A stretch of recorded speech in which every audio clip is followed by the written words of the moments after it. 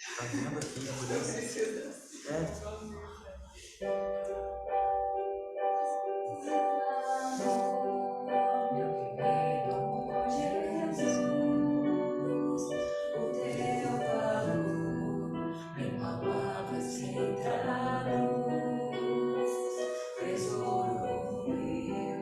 Precioso singular, na terra e céu, outro além de ti não há. Amado meu, a quem te compararei? Só tu és Deus, com quem te confrontarei. Tu mesmo és, me conduzes junto a ti.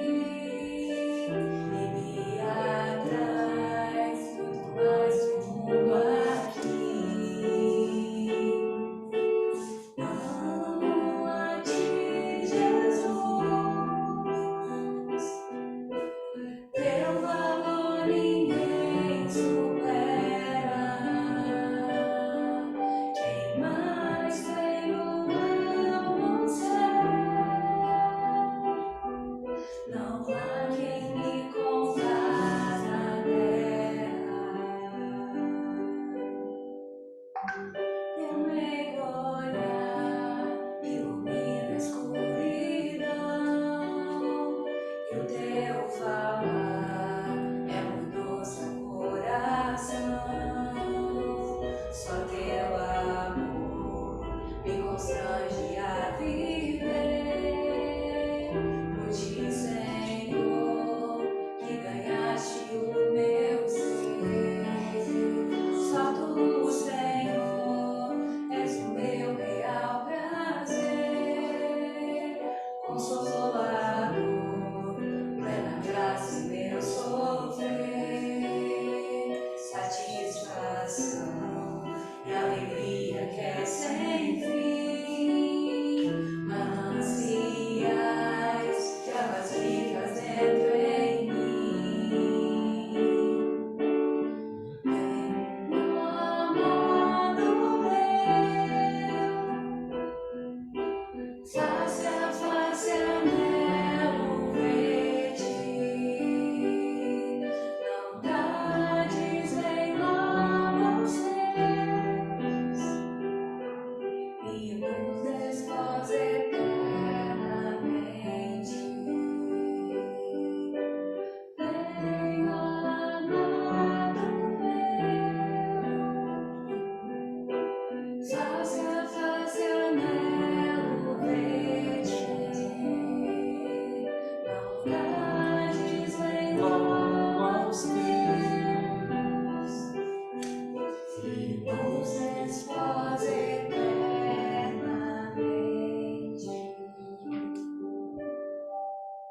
Amém. Tá lá? Você precisa da letra ali também, né?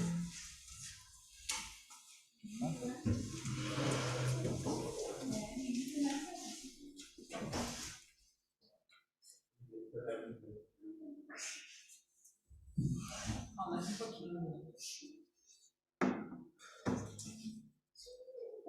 Biel, pode tirar a máscara pra cantar. Você cantar. Hã? Acho que a gente não Senhor meu Deus, quando eu maravilhado contemplo a tua imensa criação, a terra, o mar e o céu todo estrelado me vem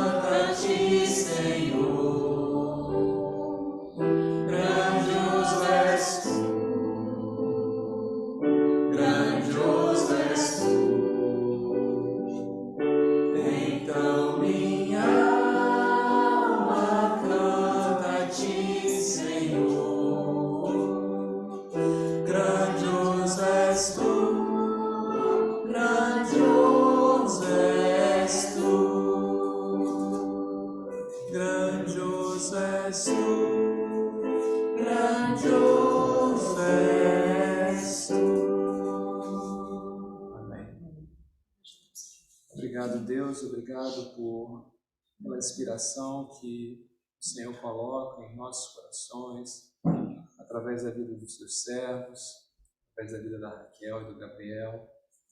Obrigado por usar, Pai, toda a instrumentalidade que o Senhor os dá, que eles sejam abençoados por Ti, que o nosso momento de comunhão hoje, Pai, seja um aroma suave para Ti, Senhor.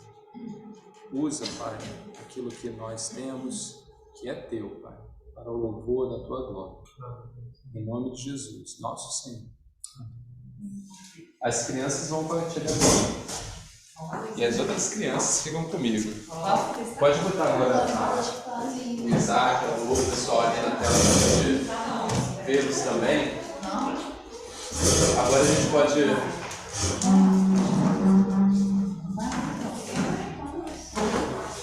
Lô, você ouve bem, Isaac, Angie, escutam bem, né? A gente vai hoje fazer uma reflexão bem rapidinha, mas imagino que bem gostosa, no Salmo 73. Eu preciso que vocês estejam com a Bíblia de vocês, até para a gente poder ver ali o Isaac, a Lô e a Angie. Então eu quero deixar eles na tela para a gente ter esse momento mais de... Estamos juntos aqui. Estamos na sala da Lô aqui, ó. Atenção aqui. Desculpa, Salmo. Salmo 73, 7:3. O motivo desse salmo, só para dar uma introdução breve aqui, a gente está começando esse ano, eu tenho orado, alguns irmãos têm orado para Deus nos mostrar quais são as diretrizes para esse ano, quais são os tópicos que nós vamos estudar, os livros que nós vamos apreciar, e a gente acabou um ano muito especial, muito maravilhoso, falando das belezas de Cristo ali no livro de Hebreus, né? Cristo como sendo o centro de todas as coisas, a centralidade de Cristo, e Deus tem incomodado para a gente continuar nesse tema que é central, para a gente buscar agora enxergar mais do nosso Senhor Jesus Cristo como Deus que Ele é, Deus pleno, Deus único, que nos completa muito além daquilo que a gente conhece ou imagina. E refletindo nisso, se tem um verso bíblico que depois que eu vim procurando aqui nos faz enxergar essa completude, essa dependência total, está aqui no Salmo 73. E esse verso eu quero ler junto com os irmãos. Depois a gente vai passar por ele, mas eu quero ler ele separadamente de todo o Salmo, para a gente fixar essa ideia da centralidade de Cristo na nossa vida. É o verso 20... Peraí, que meu olho está meio cego aqui, tá, pessoal? 25. Vamos ler junto o verso 25? Na minha versão aqui, NVI, não sei de vocês, mas diz assim: a quem tenho nos céus senão a ti, e na terra nada mais desejo além de estar junto a ti. Vamos ler junto agora? Vamos lá. A minha é um pouco diferente. Então, A minha versão é outra, eu tô tentando mudar. Então, eu tô só esperando alguém começar para fazer junto. Então, quem está com a Almeida aí? Achei. Quem está com a Almeida, leia junto. Depois quem está com a NVI, lê junto. Vamos ler umas 3 vezes. Vai, Almeida. Tem mais Senhor no céu, não há outro em que eu lhe compraz na terra. Agora quem está com a NVI. A quem tem nos céus senão a ti, e na terra nada mais desejo além de estar junto a ti. Repara Não é que nenhuma das duas. você tem outro, então lê, Não sei, tá diferente. lê a sua versão pra gente. Quem tenho eu no céu, senão a ti, e na terra não há quem eu deseje além de ti. Perfeito, maravilhoso. É a nova tradução da linguagem de hoje. De hoje, É a mesma que eu tava falando. Não, ele entende. Essa afirmação do salmista é a afirmação que deveria mover a vida do crente. E se o crente verdadeiramente vive por essa afirmação, ele verdadeiramente reconhece Cristo como seu Senhor e como aquele que supre tudo e qualquer coisa que nós possamos imaginar, né? Porque o que essa afirmação nos diz nesse salmo é de que a vida ela só tem sentido do ponto de vista de significado, de propósito, em Cristo. Não existe nenhuma coisa no céu nem na terra que supra qualquer que seja a minha ansiedade, desejo, aflição, que não seja Cristo. E tão importante quanto entender essa verdade é entender tudo aquilo que ela está se opondo. Aqui, por exemplo, ele fala quem eu tenho no céu, né? Mas na terra, onde nós estamos agora. Então não há nada na terra, nada, em hipótese alguma na terra, que vai suprir as minhas necessidades que não seja Cristo. Então o resumo para a gente importante é isso. E a gente vai ver no Salmo agora, olhando esse Salmo inteiro, por que o salmista fala isso? Porque o salmista aqui estava na terra, ele estava experimentando um momento da vida dele na terra, como nós experimentamos hoje um momento na terra. Cada um de nós aqui experimenta um momento na terra, estamos aqui, e muitas vezes somos levados a ter uma postura semelhante à do salmista. Então vamos explorar esse salmo hoje, parte a parte. Eu trouxe para a gente, eu tentei separar esse salmo aqui, porque tem tanta coisa maravilhosa, mas eu separei em alguns pontos que eu quero ler pausadamente para a gente tentar pegar ali a ideia daquele ponto. O primeiro dele está no primeiro verso. Vamos ler o primeiro verso? Eu vou pedir agora para que a gente tenha um processo mais interativo. Eu vou pedir para o Isaac, aquela voz de veludo. Isaac, lê para a gente o verso 1. Qual verso? Verso 1. Com efeito, Deus é bom para com Israel, para com os de coração limpo. Eu chamei esse primeiro bloco para a gente explorar de a importância que o crente precisa dar ao conhecimento de Deus, né? O salmista começa dizendo: com efeito, Deus é bom para Israel, para os puros de coração. O salmista afirma: Deus é bom, e é bom para aqueles que são puros de coração. Nós, crentes, independente do momento de vida que a gente esteja vivendo, a gente precisa conhecer como o nosso Deus é, as características do nosso Deus. Por exemplo, a palavra de Deus nos ensina que o nosso Deus não mente, não há mentira nele, não pode mentir. Nosso Deus é justo. Então, tem várias coisas de Deus, características de Deus, que nós precisamos conhecer. Dentro dessa condição, dessa situação do salmista aqui, ele começa o salmo com uma afirmação que ele conhece: Deus é bom. E por que ele vai afirmar isso aqui? Porque ele está passando por experiências que não são boas. Ele está passando por uma experiência que não é boa, mas ele diz: olha, mas com certeza Deus é bom para aqueles que são puros de coração. Por que isso é importante? Esse conhecimento é importante. C.S. Lewis fala uma coisa que é verdade. A nossa fé, ela não pode oscilar de acordo com a nossa circunstância. O que então é a nossa fé? Ou o que então é a fé? A fé é você permanecer firme nas verdades que você conhece, independente da circunstância que você passa. Então, por exemplo, se Deus é bom, e eu sei que Ele é bom, ainda que eu passe por uma condição, uma situação que é ruim, eu não posso, por conta dessa condição, suspeitar que Deus pode não ser bom comigo. Deus vai continuar sendo bom. Talvez eu não compreenda o que está acontecendo. Entende a mudança? Deus não vai deixar de ser bom. Então, Deus é bom. Então, quando eu faço isso, eu transfiro a reflexão do problema para outro lugar. Eu tiro de Deus e eu trago ele para mim ou para a situação. Por exemplo, de repente o problema não está nem comigo. No caso de Jó, lembra do exemplo de Jó? Os amigos de Jó acharam que o problema que estava acontecendo com ele era nele, era porque ele era mau.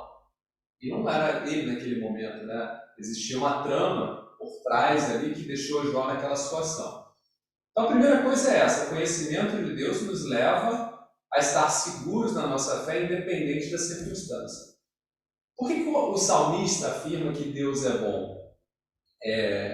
Se a gente ler lá o capítulo, não vou ler o capítulo de Deuteronômio, mas eu vou pedir para o irmão abrir lá Deuteronômio, para a gente ler Deuteronômio 28.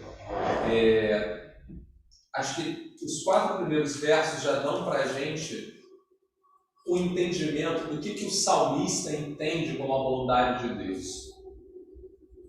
Lê para a gente os 4 primeiros versos só, Alex. Se atentamente ouvires a voz do Senhor teu Deus, tendo cuidado de guardar todos os seus mandamentos, que hoje te ordeno, o Senhor teu Deus te exaltará sobre todas as nações da terra.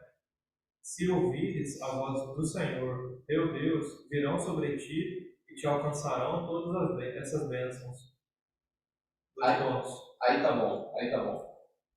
Aí, se você continua lendo o capítulo de Deuteronômio 28, você vai ver ali que Deus falou uma série de coisas, e tem muito mais, mas é só para dar uma dimensão do entendimento do salmista em relação a Deus. Ele sabe que Deus é bom. Deus falou: olha, se você for fiel, e o texto fala aqui, puro de coração, se você me serve, eu vou abençoar você, não importa a circunstância. E ali o texto de Deuteronômio vai falar de um monte de bênçãos, enfim, no meio das dificuldades você vai ser exaltado, enfim, né? Mas para os puros de coração. Tá? Então esse era o entendimento do salmista. Mas aí, continuando, vem o verso 2. Eu vou pedir para o Gabriel ler para a gente o verso 2. Ok. Quanto a mim, os meus pés quase tropeçaram. Por pouco não escorreguei. Bom, o salmista, ele era um servo do Senhor. Por que eu sei que ele era um servo do Senhor? Porque ele começa demonstrando o conhecimento de Deus. Ele conhecia Deus. E nesse verso aqui, ele demonstra algo muito interessante que todos nós conhecemos. A palavra de Deus nos faz conhecer. Ele demonstra o quê? A fraqueza da carne. Ele fala assim, os meus pés quase tropeçaram e por pouco não escorreguei. O quase tropeçar e o escorregar tem a ver com o distanciamento da verdade que ele conhece, o distanciamento de Deus. Essa palavra, o escorregar aqui, ela tem o sentido de não estar firme. E lembra que eu falei da fé? A fé é você estar firme nas verdades, independente da circunstância. Quando a circunstância faz você não estar firme na verdade, você está o quê? Escorregando. Você está... Olha, eu não sei se essa verdade é tão verdade assim. Então o salmista já reconheceu a carne dele aqui sendo frágil. A gente sabe que isso é uma verdade porque o texto lá em Mateus 26, 41, o texto que o Isaac gosta muito, vigiem e orem para que não caiam em tentação. O espírito está pronto, mas a carne é fraca. Então repare, isso é para o crente, isso é para o cristão. Jesus aqui está falando com os discípulos, e Jesus estava ali orando, né, no Getsemane, e ele havia pedido para os discípulos que vigiassem com ele, e os discípulos caem no sono. Tá? E aí Jesus volta: vocês não conseguem ficar nem um minuto comigo aqui? E Jesus fala: vigiem, observem, estejam atentos. Mas atentos a quê? A carne é fraca, atentos à tentação. A carne é fraca, orem, fiquem atentos. E em 1 Coríntios 10, 12, a gente vai encontrar também, aí Paulo escrevendo: assim aquele que julga estar firme, cuide-se para que não caia. De novo, tá? Avisos para a gente que as situações que nós enfrentamos, se nós não vigiarmos, se nós não estarmos atentos, se nós não cuidarmos para ficar firmes, o que pode acontecer? A gente pode cair, a gente pode escorregar. O salmista aqui é um exemplo de alguém que quase escorregou. E a gente vai ver ao longo do texto que ele não escorregou, mas ele quase escorregou. E a gente vai ver que ele não escorregou porque no momento aqui ele fez exatamente o que o texto de Mateus nos orienta, né? Vigiem e orem. Né? Cuidar para que não caia não é você cuidar na sua carne. Já estou dando spoiler aqui, mas cuidar para que não caia é você estar perto de Deus, que é Deus quem não te deixa cair. Mas se você está afastado de Deus, você vai cair. Tem um texto que eu não trouxe para cá, mas caberia aqui nessa parte que eu estou falando, é o texto de Tiago, que eu usei que eu não ia usar com os meninos, acabei não usando. O texto está em Tiago 4, onde ele fala... Estou ficando velho mesmo, estava na mão, eu esqueci. Tiago 4, deixa eu ver se eu lembro do texto aqui.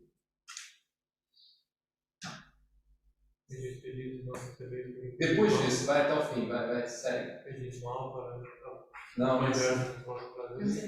sim, é o texto que todo mundo, muita gente usa esse texto, lembrei. Resistir ao diabo e ele fugirá de vós. Né? Todas as pessoas usam isso. Não, resiste ao diabo e ele fugirá de vós. E as pessoas entendem isso no homem. Mas o texto não começa assim. O texto começa: submeta-se a Deus, resiste ao inimigo e ele fugirá de vós. A resistência à tentação começa em Deus, não começa no homem. E se a gente for nessa passagem aí, que é o pedido que é mal e tal, vocês vão ver que ela começa, na verdade, com a falta de humildade do homem em relação a essa posição que é de Deus. O texto vai dizer lá que aos humildes Deus concede graça. Aqueles que se submetem, Deus permite resistirem às tentações. Então, é uma ação que eu preciso enxergar que começa em Deus, depois no homem, mas começa em Deus, não no homem. Então, continuando aqui, a gente passou do ponto da fraqueza da carne, e a fraqueza da carne, ela vai gerar dúvidas.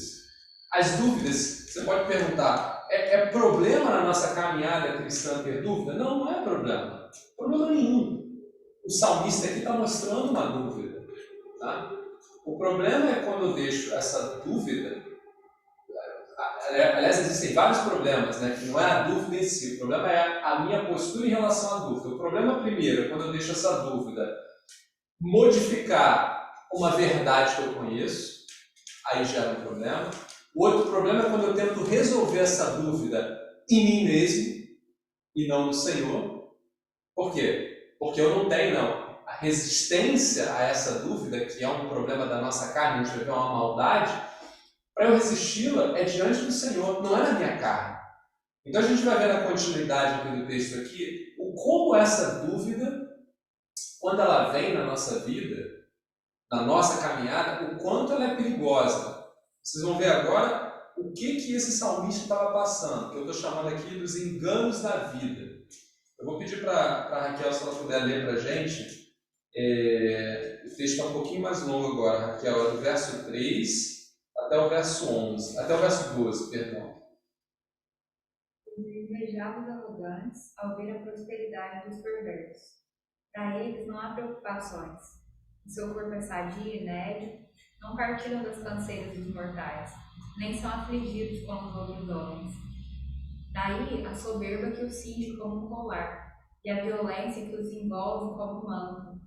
Os olhos saltam-lhes da gordura, do coração brotam-lhes fantasias. Motejam e falam maliciosamente, da opressão falam com altivez. Contra os céus desandam a boca, e a sua língua percorre a terra. Por isso o seu povo se volta para eles, e os tem por fonte de que bebe a largos sorbos. E diz: como sabe Deus? Caso ao conhecimento no Altíssimo, O verso 12. eis que são estes os ímpios, e sempre tranquilos aumentam suas riquezas. Então, o que esse salmista está observando, né, nessa dúvida que ele quase escorrega? Ele observa como é a vida do ímpio. E resumindo o que ele observa aqui, ele vê o seguinte: olha, o ímpio é alguém que vive de uma forma arrogante, de uma forma desprezível em relação a Deus e ainda assim prospera. Ele não passa pelas dificuldades que aquele que serve a Deus passa. Né? E não só isso, ele vive essa vida desse jeito, ele prospera, e as pessoas que andam com ele o elevam, o ouvem, como se ele fosse o exemplo.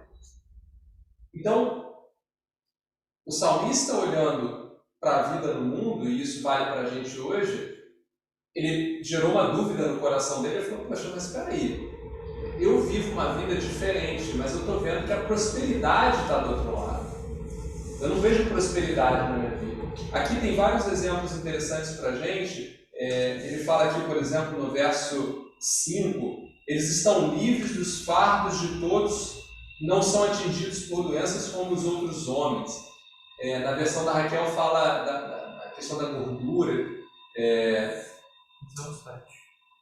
Mas lê pra gente o 5 na sua versão, Raquel, por favor. Não partilham das canseiras dos mortais, nem são afligidos como os outros homens. Exatamente, é a mesma coisa. É como se, imagina nessa situação, se a gente pudesse trazer para o nosso mundo real, é como se, poxa, você tem os servos do Senhor que, enfim, estão sofrendo por Covid, né, perdendo suas vidas e tal, e o cara mundano lá, que faz um monte de bobagem, não toma vacina, não se preocupa com ninguém, tá? E o cara está vivendo felizão. Ou do ponto de vista financeiro, né, poxa, o irmão trabalha, não passa perto de ninguém, mas está lá para baixo, e o cara que, 7-1, enganador, está enriquecendo e tal. Então ele está fazendo essas comparações, ele está olhando para o ímpio, ele está vendo o ímpio prosperar em várias áreas da vida. Aqui falou da saúde, mas depois ele fala também de aumentar riquezas no final.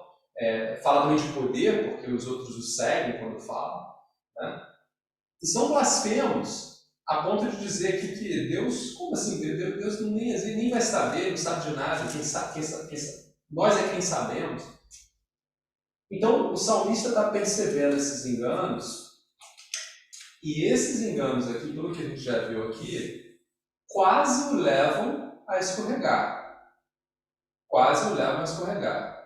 Por que esses enganos quase o levam a escorregar? Aí vem um perigo, né? Os perigos, que eu chamei o título aqui, os perigos de ouvir a nossa humanidade. Ou seja, os perigos quando nós tentamos achar as respostas em nós mesmos, sem antes levar ao Senhor. Quando a gente reflete nessas questões, o salmista pegou isso aqui, e o que ele foi fazer? Ele foi tentar refletir. Ele foi tentar, mas peraí, eu sou um servo do Senhor, eu deveria estar melhor. Esse cara é um servo do Senhor que está mal, então, será que eu não deveria ser um servo? Será que eu não deveria ser igual a ele? Ele foi tentar refletir nele próprio. Então, os perigos, o primeiro perigo, a gente falou mais cedo, né? É a gente tentar resolver essas questões em nós mesmos e não levar no Senhor. Vamos ver como é que o salmista vai refletir sobre isso. Biel, lê para a gente do verso 13 agora até o verso 16. Certamente me foi inútil manter o puro coração e levar as mãos na inocência, pois o dia inteiro sou afligido e todas as manhãs sou castigado. Se eu tivesse dito, falarei como eles, teria traído os teus filhos. Quando tentei entender tudo isso, achei muito difícil para mim. Olha que interessante. Primeiro a gente vê aqui que o salmista, ele, nesse processo de dúvida, a gente pode passar por ele. É importante a gente entender que isso é um exemplo que está aqui na palavra, mas que nós cristãos passamos por ele. Nesse processo de dúvida, a nossa carne ela é tão má que a gente chega a criar verdades que na verdade são mentiras, mas que nós as enxergamos como verdades. O salmista começa dizendo, certamente, ele afirma uma verdade, certamente foi-me inútil manter puro o coração e lavar as mãos na inocência. Ele afirma, foi inútil.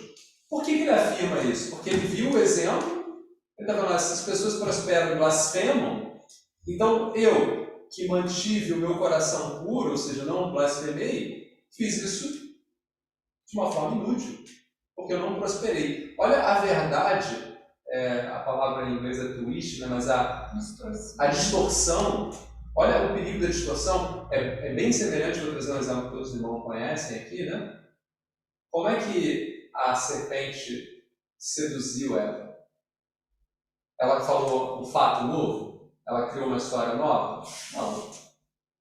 Ela pegou aquilo que Eva conhecia, mas ela distorceu um pedacinho. Tá? Deus disse, certamente, se comeres, morrerás. O que Satanás diz? Não era verdade. Não, na verdade você não vai morrer, na verdade você vai ficar como Deus. Vai acontecer alguma coisa, mas não é o que Deus disse, é uma outra coisa. Mas repara, não mudou tudo, não falou algo completamente diferente, mas fez uma modificação.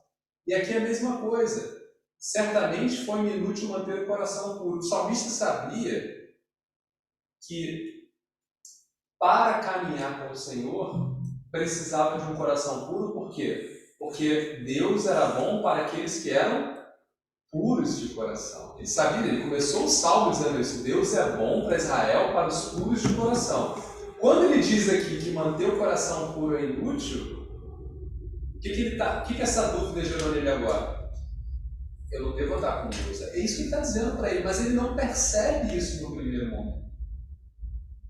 Ele não percebe isso aqui. Está na dúvida ainda. Poxa, mas eu sei que Deus é bom para os puros de coração, mas certamente não valeu a pena ser puro de coração. Ele está nesse conflito. Tá?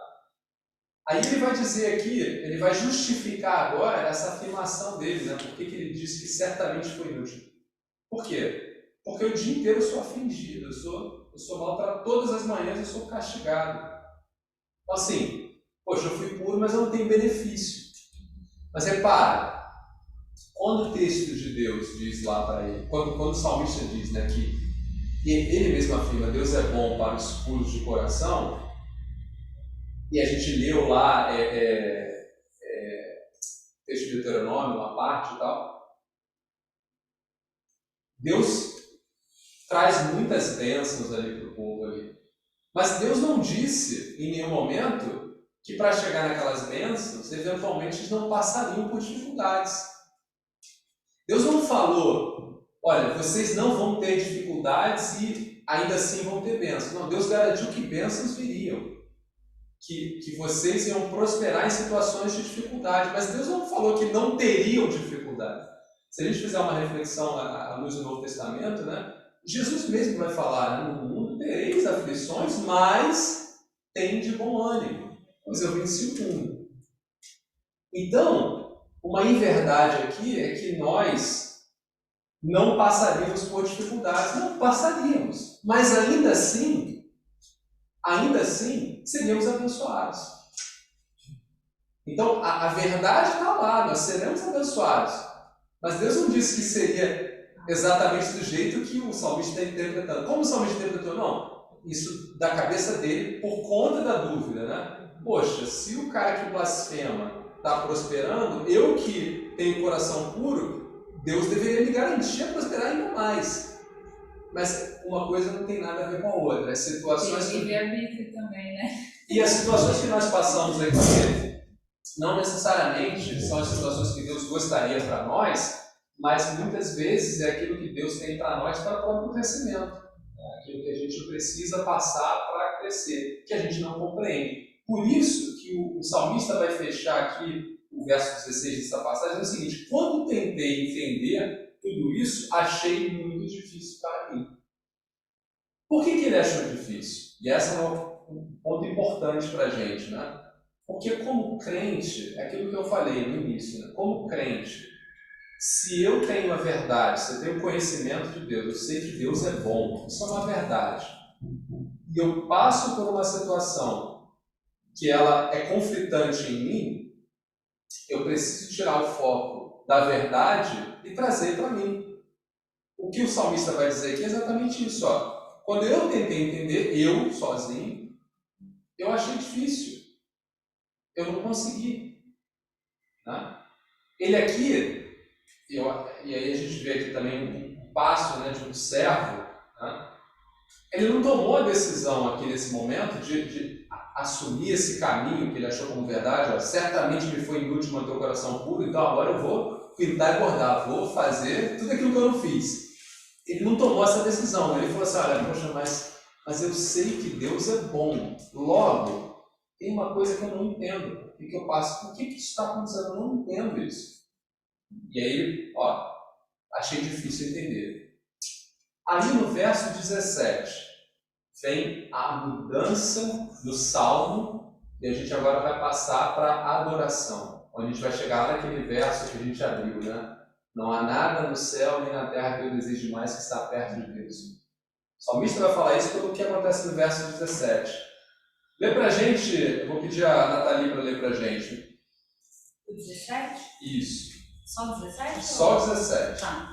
Até que entrei no santuário de Deus, então entendi eu o fim deles. Então, olha só que interessante, né? Qual foi a postura do salmista? Ó, eu tentei na minha carne racionalizar, mas eu sou um servo. Eu percebi que, ó, meu Deus é bom, na minha carne eu não racionalizei bem, tem algo errado, então não pode ser em mim. Onde é que eu vou? Eu vou a Deus. Então, entrei no santuário de Deus, entrei na presença de Deus. Aqui, o salmista, no santuário de Deus, você pode entender que ele entrou no templo do Senhor, mas isso aqui é uma figura de linguagem para dizer que ele entrou na presença de Deus. Eu fui a Deus. E eu traduzo isso aqui para a gente, se a gente pegar o Salmo 119, verso 105, diz assim para a gente: a tua palavra é lâmpada que ilumina os meus passos e luz que clareia o meu caminho. Ó, eu estava na dúvida, eu estava com dificuldade de entendimento, mas a palavra de Deus me clareia o entendimento, me clareia o caminho. A presença de Deus, a palavra de Deus, o Espírito Santo de Deus, a comunidade dos santos, são as formas com que Deus tem para falar com os seus servos. É nesse ambiente que nós temos o quê? Agora, vai continuar o texto, né? Nós temos a revelação daquilo que é real. Porque até então, na minha carne, na carne do salmista, ele não conseguia compreender. Ele tinha uma ideia, mas aquilo estava distorcido. Aí ele falou, olha, eu preciso ir em Deus. Deus tem a verdade. E é nele que eu vou encontrar a revelação dessa verdade. Agora vamos ver qual é a revelação que ele vai observar de Deus, né? Quem ainda não leu? Esther, lê pra gente, Esther. Do verso 18 ao verso 20. Certamente os pões em terreno escorregadio e os fazes cair na ruína. Como são destruídos de repente, completamente tomados de pavor. São como um sonho que se vai quando acordamos. Quando te levantares, Senhor, tu os farás desaparecer. Olha que interessante, né? Se você pega o verso 13, o salmista na carne tinha uma certeza. Certamente foi inútil manter puro o coração. Agora, na presença do Senhor, ele tem outra certeza, a certeza que vem do Senhor. Certamente, os põe em terreno escorregadio e os fazes cair na ruína.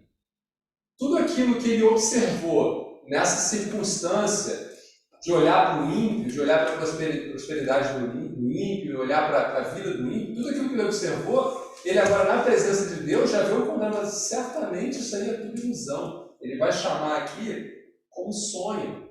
Que quando acordamos, e a gente sabe, nós sabemos, né, por experiência, né, assim como o salmista teve essa experiência, nós temos experiências nossas na nossa vida, experiências de pessoas que não conhecemos, como é passageiro, como são passageiras essas ilusões do mundo.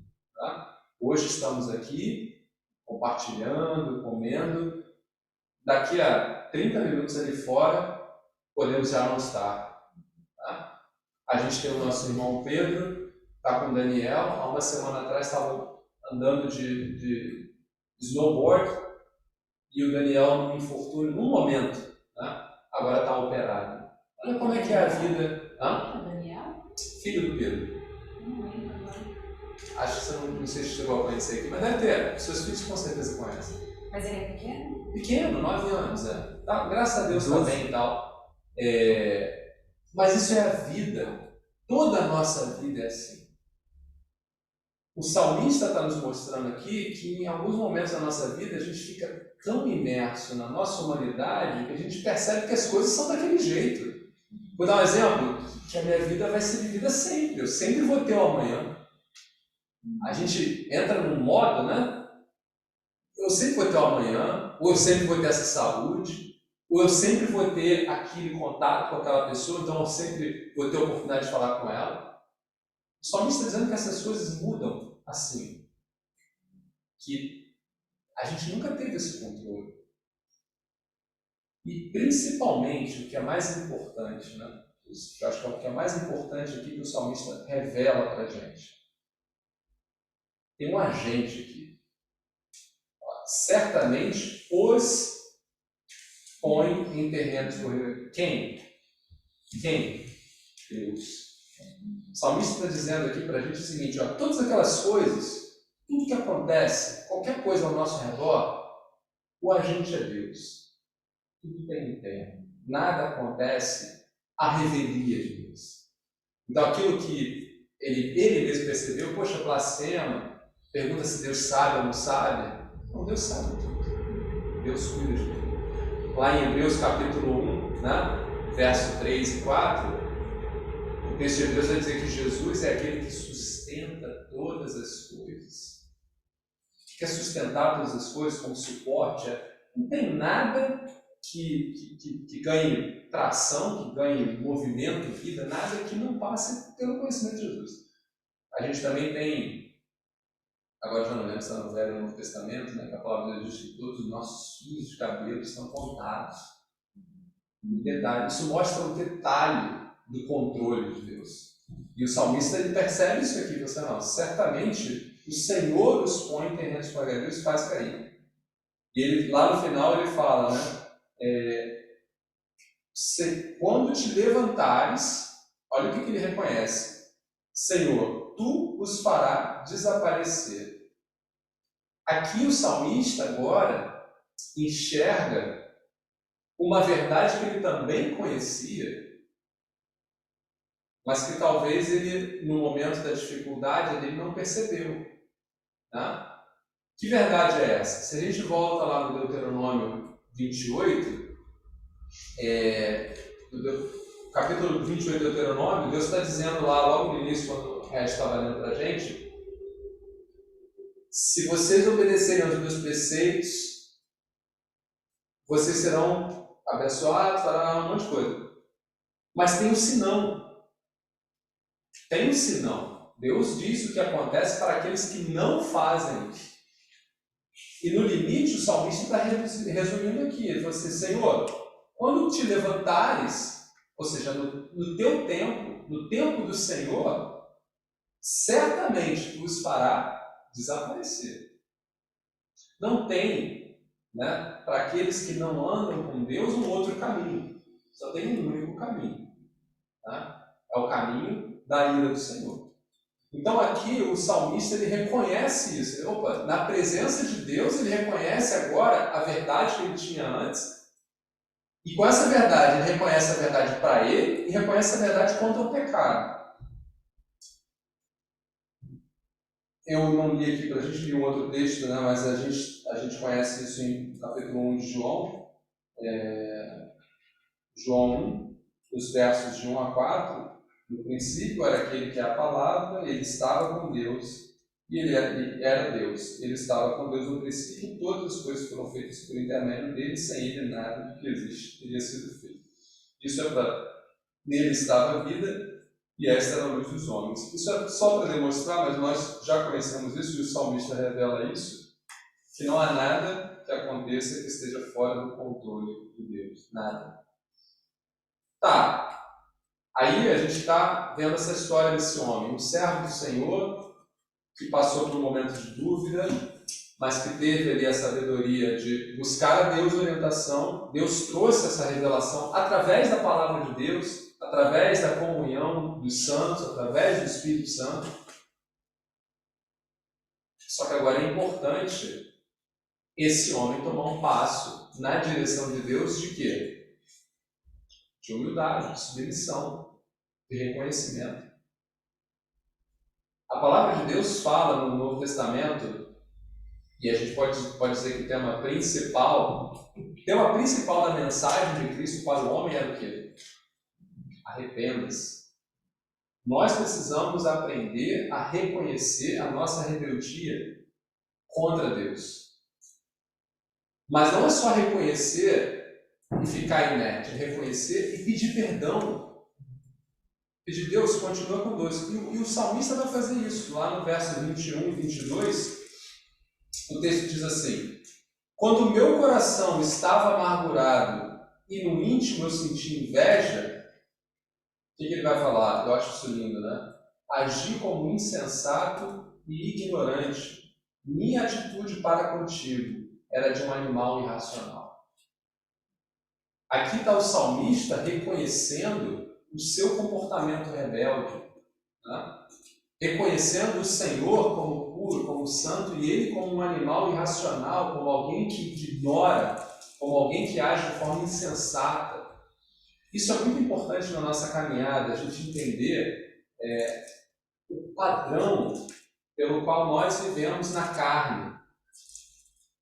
E Deus, na sua sabedoria, justiça, existe um abismo entre nós e Deus, de modo que a gente nunca pode colocar, isso é um grande perigo, e é o perigo de muitos de nós, é achar que a gente em algum momento alcança a maturidade para tomar decisão sozinho, para achar que Deus, em algumas atitudes, em alguns momentos, eu não preciso nem questionar, ou que eu sei muito de Deus, ou que eu sei os caminhos de Deus.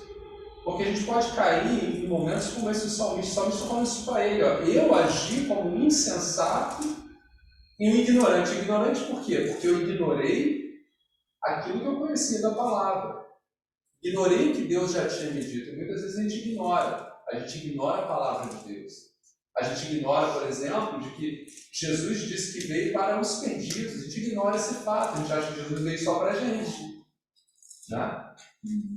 E aí eu estava tendo uma conversa com o Lô e Isaac um dia desse, e a gente estava falando, poxa, às vezes a gente fica tão irado com algumas coisas que acontecem, e a gente vai no homem do outro lado, mas a gente esquece, cara, mas ele é um perdido. Ele é alvo do amor de Cristo, nós devemos orar por ele. Mas por que a gente esquece essas coisas às vezes? Porque a gente fica tão preso na razão que está em nós, na nossa humanidade, a gente esquece de levar para Deus. Porque quando a gente leva para Deus, ele mostra essas coisas.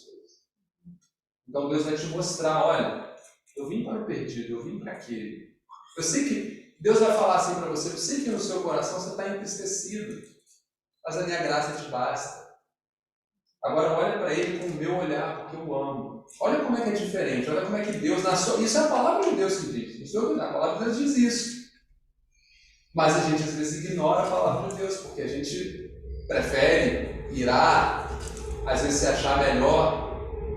E o que é se achar melhor às vezes? Quando eu julgo, né? Que eu sou melhor que o outro, que eu sou crente. Estou sendo o quê? Um insensato. Né? E aí, é importante, né, a gente entender como o salmista resume aqui, né? Eu agir dessa forma ignorante, não em relação aos homens. Não em relação aos homens, por quê? Porque o salmista já percebeu aqui que a relação primeira, a relação que importa, a relação de centralidade aqui é com Deus. Então ele fala, eu agi dessa forma contigo, contra Deus. Então, eu me arrependo demais disso. E aí vem um outro bloco que eu acho muito importante, que é a realização que o servo tem do Deus para o qual ele serve. Ou seja, eu reconheço o meu erro, eu reconheço o meu pecado, mas ainda assim, eu reconheço a grandeza do meu Deus. Então é importante de conhecer duas coisas, porque na mesma medida que o salmista reconhece como ele agiu mal, ele vai reconhecer como Deus foi maravilhoso.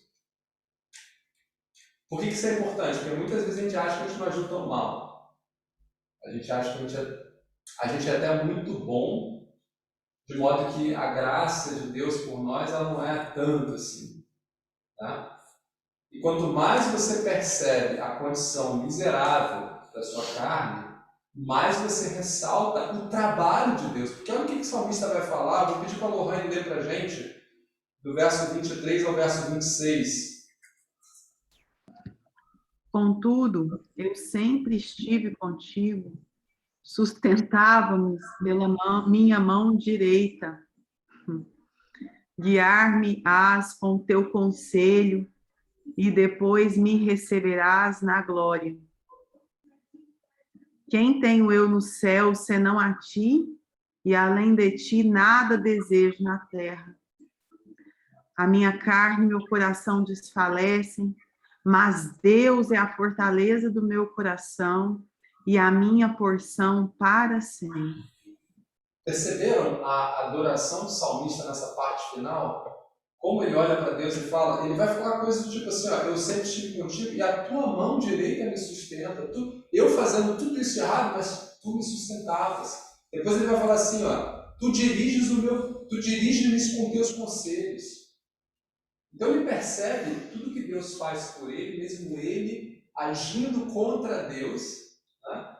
De modo que ele vai chegar na conclusão do que a gente falou, né? Quem eu tenho, a quem eu posso recorrer, o que mais eu posso querer na minha vida, se não a Deus, se não estar perto de ti.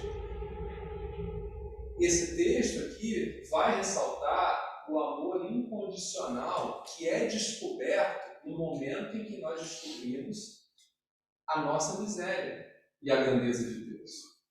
Porque, veja, e isso é muito claro, né? Se você descobre, como esse salmista descobriu aqui, que ele, com essa ação dele, com um animal irracional, insensato, ignorante, agiu de uma forma horrorosa, ele mesmo, na sua humanidade, não agiria com todo esse amor que Deus agiu com ele, para ele. Mas Deus o fez. O que mostra para ele que Deus ama de uma forma tão incondicional que esse amor incondicional que ele percebe, nele nasce como um amor incondicional. E ele vai responder como? Como posso viver sem esse Deus? Louco de mim se eu buscar qualquer outra coisa que não seja a tua presença. E isso vale para a gente. Se a gente não reconhece o que Deus faz na nossa vida, por nós, no nosso meio, se a gente não enxerga isso, se a gente não enxerga a nossa condição, como nós agimos, como muitas vezes somos contrários àquilo que Deus nos dá gratuitamente, se a gente não enxerga essas relações, dificilmente a gente enxerga o quanto Deus faz por nós em amor e dificilmente a gente o ama na mesma proporção, porque a gente não valoriza. Tem uma frase popular, secular, que diz, né, quem ama valoriza, né? Ou quem valoriza ama. A gente não ama a Deus na medida que ele deveria ser amado, porque a gente não valoriza o que Deus faz por nós. Porque a gente aceita que a vida é infinita, todo mundo vive, a gente aceita que não, eu sou inteligente, eu consigo recurso, eu cuido da minha saúde bem, por isso que eu tenho saúde. Tudo a gente dentro dessa realidade, a gente acha que é a gente que provê. O salmista chegou num ponto que ele falou, não, quem controla tudo é Deus, quem me dá tudo é Deus, logo, se ele me dá tudo e eu não mereço, que Deus é esse? Que vida é essa? Tá? Então ele vai expressar aqui uma segurança. Tá? O passo seguinte nessa caminhada é mostrar essa segurança que ele tem nesse Deus. A segurança do justo. A segurança do justo está onde? Está nele? Não, está nesse Deus maravilhoso.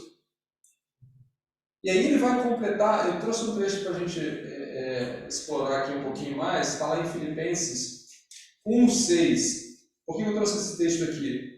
Porque o salmista fala uma coisa linda que eu acho que nós precisamos aprender muito na nossa caminhada. O verso 26 ele fala assim, o meu corpo e o meu coração poderão fraquejar, mas Deus é a força do meu coração e a minha herança para sempre. Isso é lindo demais, porque Não há problema, irmãos, a gente reconhecer a nossa fragilidade, porque nós somos frágeis. Na verdade, isso é um sinal de grandeza. Paulo vai dizer que quando estou fraco, é que sou forte. Por quê? Porque quando a gente reconhece a nossa fragilidade, que é o meu coração pode fraquejar, o meu corpo pode fraquejar, quando eu reconheço isso, eu engrandeço quem? É Deus. O salmista vai dizer, mas Deus é a força do meu coração. Filipenses 1,6 vai dizer o quê? Paulo vai dizer, estou convencido de que aquele que começou a boa obra em vocês vai completá-la até o dia de Cristo Jesus. A obra na vida do crente é de Deus, não é do crente. O crente precisa, como a gente estudou em Hebreus, o crente precisa descansar no Senhor, se submeter à sua vontade e deixar que a obra seja feita por Ele em nós. Não é a gente pegando, não, Deus, me dá aí o que você quer que eu faça agora que eu vou fazer. Não, é Deus quem faz a obra em nós. Então, cabe a nós reconhecer que nós somos incapazes, que a gente atrapalha. A gente atrapalha Deus na caminhada. Então aqui o salmista reconhece isso. Ó, eu sou fraco na carne, mas a minha força, a força do meu coração, vem do meu Senhor.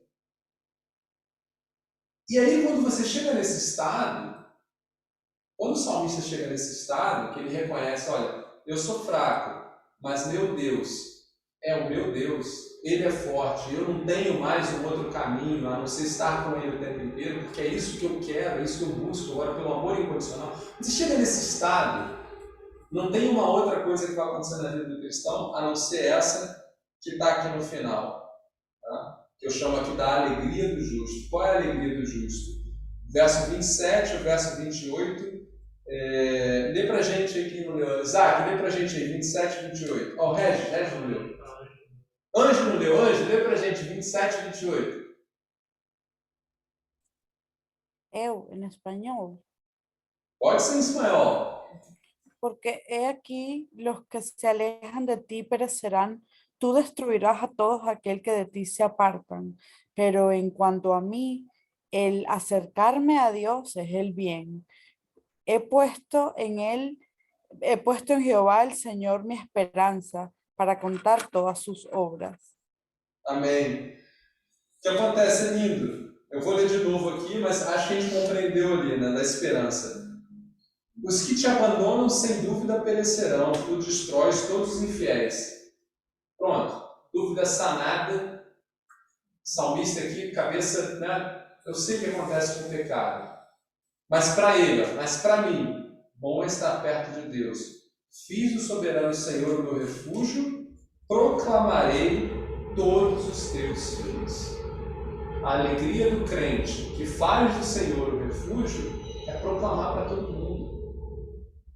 Não existe, se a gente puder, e para mim isso aqui é um sinal de uma vida cristã saudável. Qual o sinal de uma vida cristã saudável? Quando você proclama aos quatro ventos que Jesus é o teu Senhor. Se nós proclamamos Jesus o tempo inteiro, vai virar aquele cara chato, pô, você só fala em Jesus, cara. Como assim? Do que eu posso falar? O salmista está dizendo aqui, para onde eu posso andar se não for na presença do Senhor? Então, proclamar os feitos de Jesus, proclamar a minha vida modificada por Cristo, proclamar as minhas relações construídas por Cristo em Cristo, proclamar o que Cristo tem feito no nosso meio. Viver dessa forma é resultado de uma vida em amor incondicional para com Cristo. Uma vida na presença do Senhor. Por quê? Porque você percebe tudo aquilo que Deus faz e continua fazendo por você. O seu amor vai crescendo. Não há relacionamento, não há amor crescente se não há relacionamento. Se o salmista lá no verso 17, ao invés de ter buscado o templo do Senhor, a gente pode entender, buscar a palavra de Deus, buscar a comunhão dos santos, buscar em oração, ouvir a voz do Espírito Santo. Se ele não tivesse feito isso, se ele tivesse buscado um outro caminho, o que ele teria feito? Ele teria se afastado do Senhor. E afastado do Senhor, ele não terminaria aqui de uma forma alegre, dizendo, vou proclamar as tuas obras, os teus feitos. Tá? ele com certeza pereceria e nem saberia o porquê. Ele viveria uma vida que, ao final, quando levantasse, o Senhor pereceria.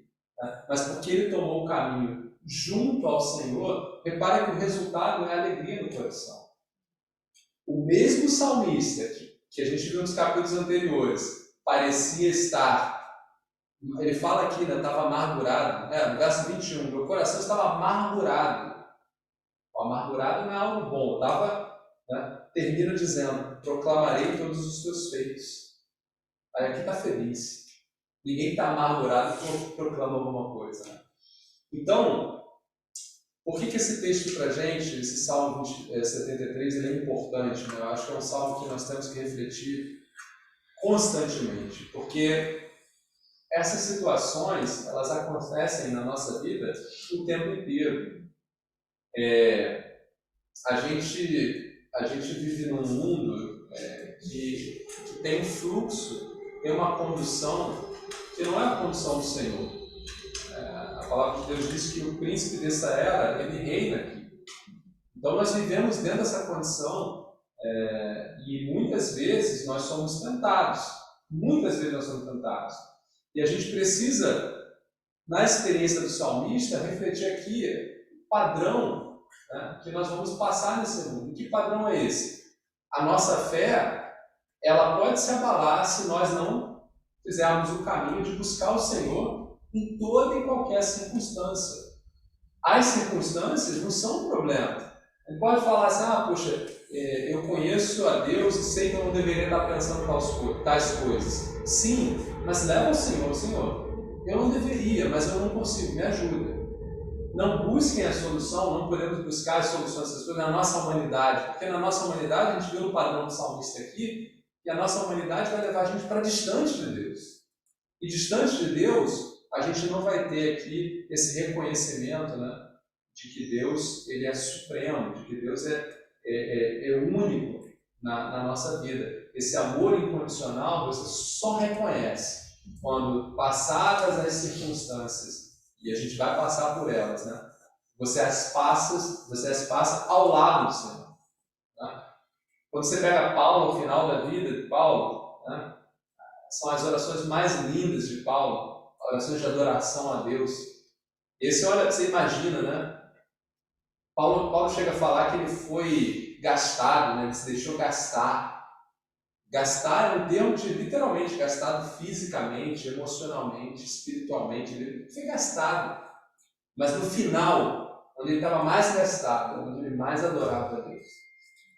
Aí você fala assim, mas por quê, né? Isso é mágico? Não. Porque em cada momento que ele passou por dificuldade, aonde ele ia?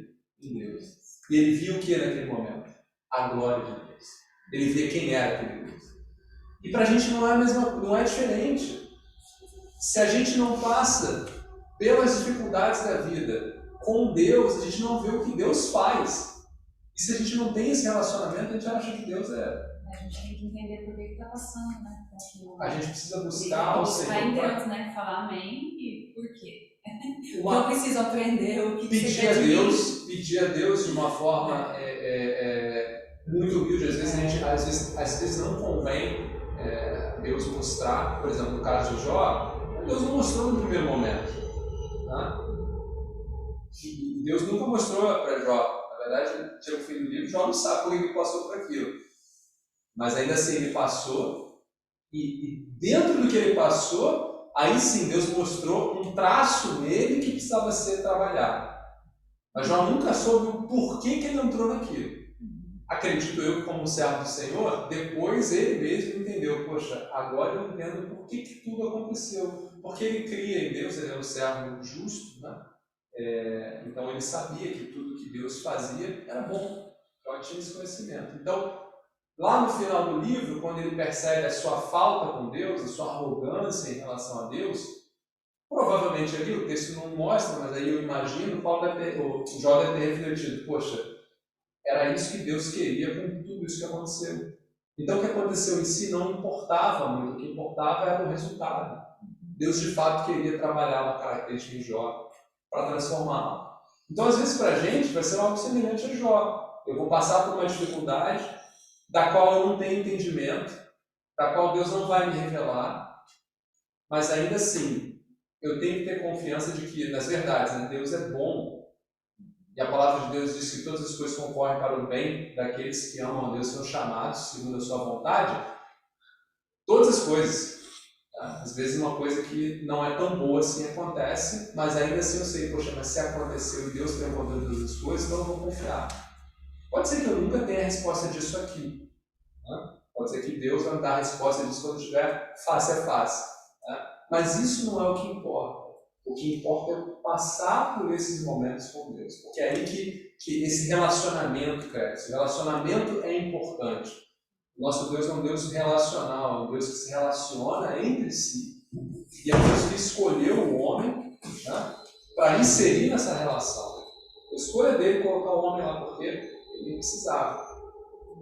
Né? Então, o homem foi dado ao homem essa dádiva de participar de uma relação. E numa relação há troca. A buscar Deus constantemente.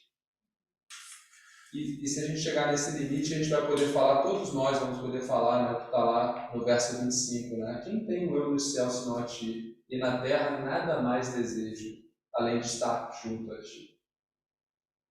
Fala aí, Regis. Alguns irmãos já observaram sobre o livro de Jó, uma coisa interessante, que está escrito lá que tinha um redemoinho, mais ou menos na metade do livro, tem um redemoinho e Deus se revela para Jó no meio do redemoinho. E é interessante porque o redemoinho, por um lado, ele é devastador, né? Ele arranca as coisas do chão, mas quando observado, as coisas ficam dentro dele e vão subindo, né? Então é interessante o quadro que isso monta. Justamente isso, que as circunstâncias, às vezes severas, mas às vezes Deus se revela no meio ali. E a pessoa que está passando por aquilo ali, se ela está buscando a Deus, ela vai sendo levada para mais próximo de Deus.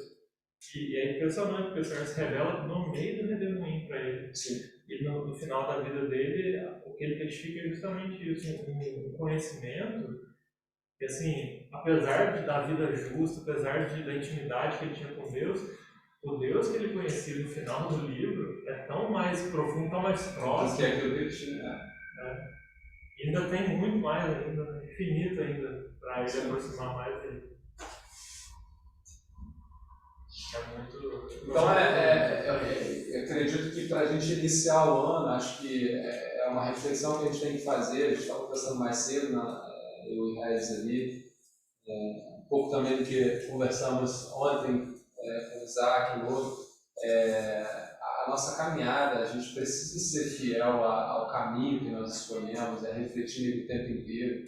Se a gente não consegue dizer, né, que Cristo é o único na nossa vida, que a gente vive por Cristo, não é problema isso.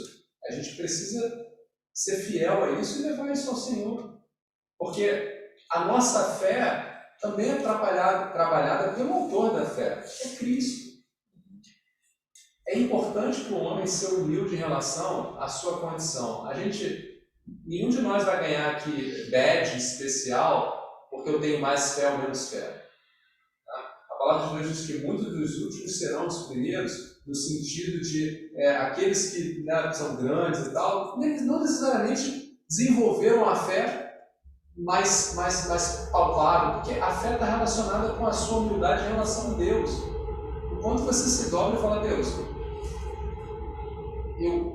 por exemplo, eu enxergo que o caminho deveria ser esse, mas eu não consigo, me ajuda.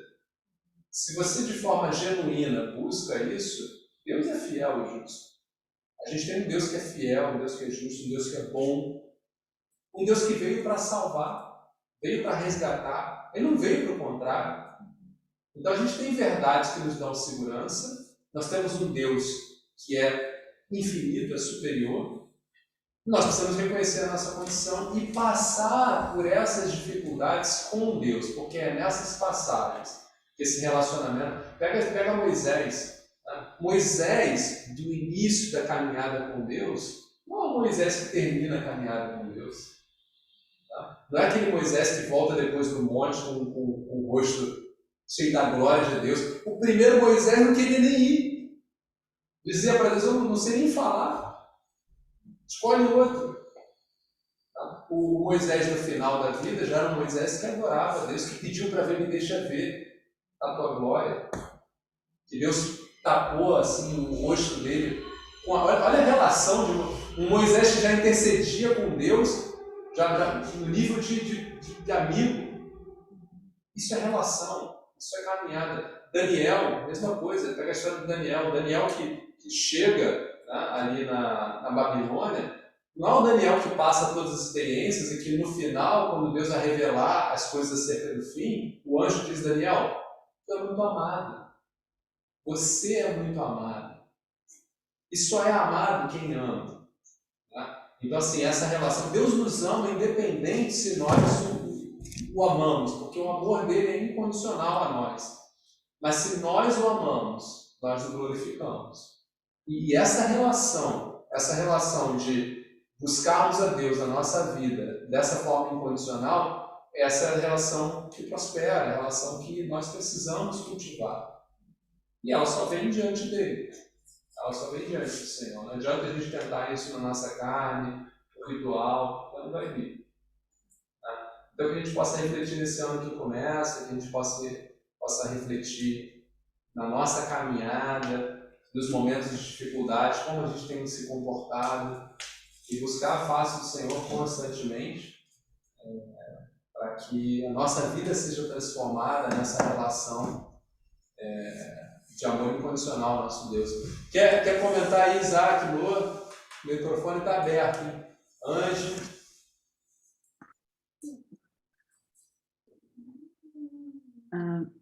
Irmãos, é com muito temor e tremor, né? Sabendo que o Senhor está no nosso meio falando. Eu gostaria de fazer um comentário aqui, de licença aos irmãos, né? Os homens, e direcionar as mulheres, pedir ajuda nesse entendimento que o Senhor colocou aqui no meu coração nesse momento. Não foi algo que me veio ao coração antes, lendo antes esse salmo, mas agora, quando Demétrios leu, na verdade. No versículo 13, diz assim: verdadeiramente em vão purifiquei o meu coração e lavei as minhas mãos na inocência. Esse versículo e esse verbo gritou aqui, no momento que o Demétrios leu, ele realmente veio, ressaltou os meus olhos, esse verbo purifiquei, porque é muito do ser humano achar que está pronto, e que a gente pode fazer alguma coisa, e que nós estamos prontos, e que ok, acabou, e que eu mesmo faço, que eu mesmo consegui. E esse verbo, dessa forma que ele colocou aqui, eu purifiquei em vão, ele fala em vão, eu purifiquei o coração.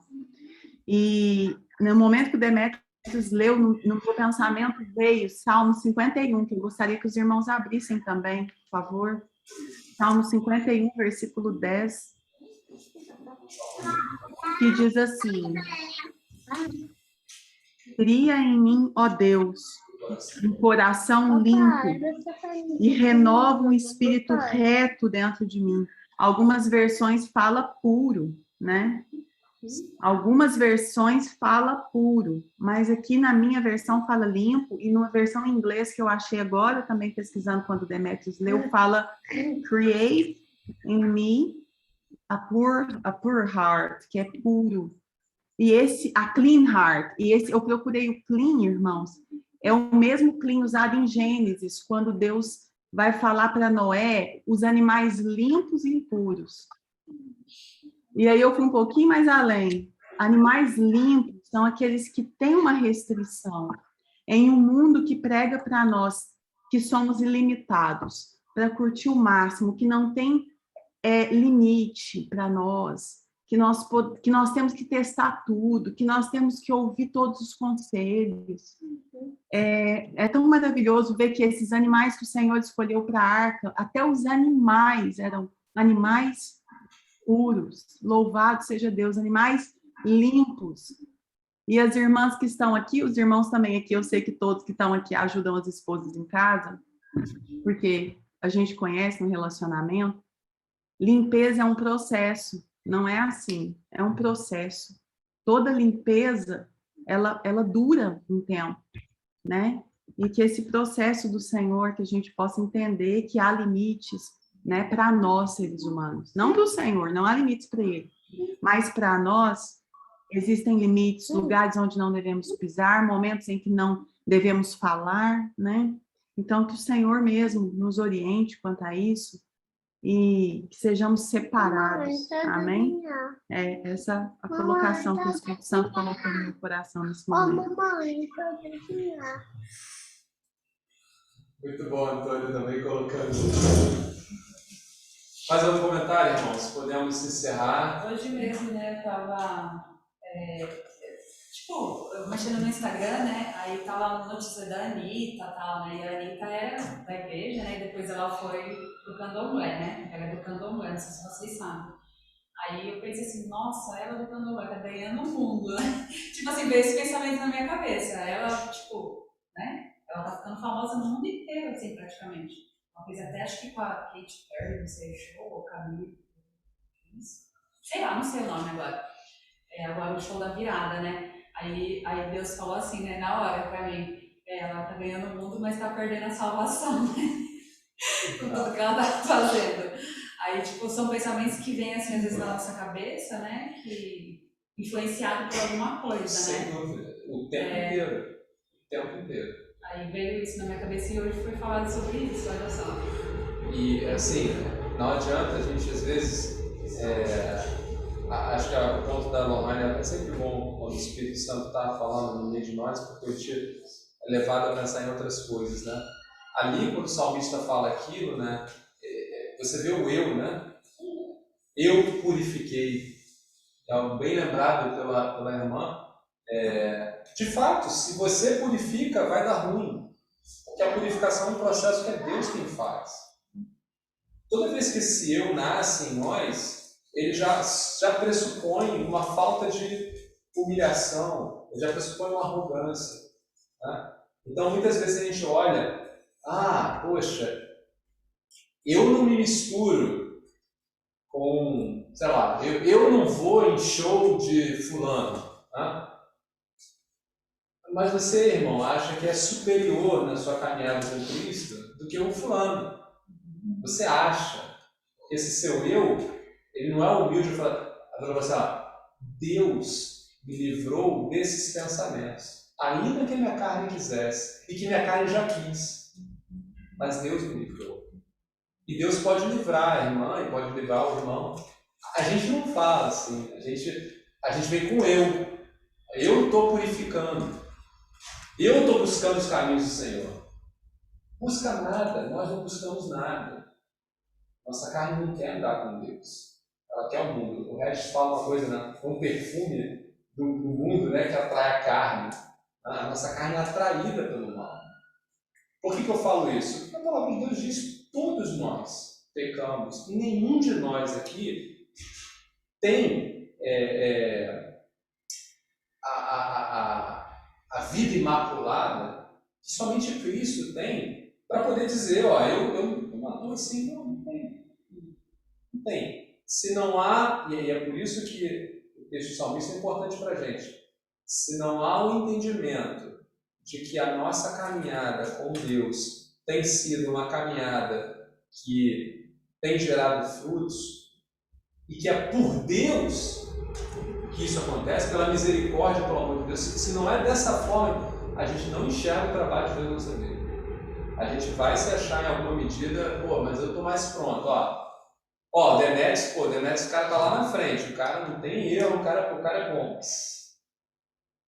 Isso é porque o trabalho de Deus é maior, talvez, em mim. Mas é somente o trabalho de Deus, nunca vai ser o trabalho do homem. A Lorraine fala um negócio legal, né? Que o que começa no homem acaba no homem, né? Né, irmã? Nem ouviu. Ouviu? Se a gente começa alguma coisa em nós, achando que vai purificar, que vai... Começou errado. O começo é joelho dobrado aos pés do Senhor Deus. Eu estou aqui, eu sei que eu sou miserável, sou impuro, mas tu é Deus. Tu é grande. Tu é capaz, eu não sou. Se a minha vida, ela tem algum sentido nos teus propósitos, então usa ela. Não deixa eu usar, porque se eu for usar, eu vou fazer bobagem. Então é assim, a vida de cada um de nós, não importa a idade, não importa o tempo de caminhada, no momento em que esse eu aparecer, bem lembrado pela irmã, no momento que esse eu aparecer, esse eu é um ídolo, é a nossa carne. Só Cristo, o caminho é Cristo. Nada, nem no céu, nem na terra, nada em lugar nenhum a não ser Cristo. Amém? Meninas, a gente está encerrando aqui, a gente vai comer um negocinho ali. Beijo para vocês. Obrigado por vocês estarem aqui. Anjo, bom te ver de novo. Abraços, tchau, meninas. Irmão, fiquem com Deus. Obrigada por esse momento. Senhor nos abençoe. Tchau, Antônio. Tchau. Tchau. Tchau, Andy. Tchau, Natália, Esther, Raquel. Tchau, Noemi. Tchau, Titi. Tchau. Vamos lá comer? Vamos.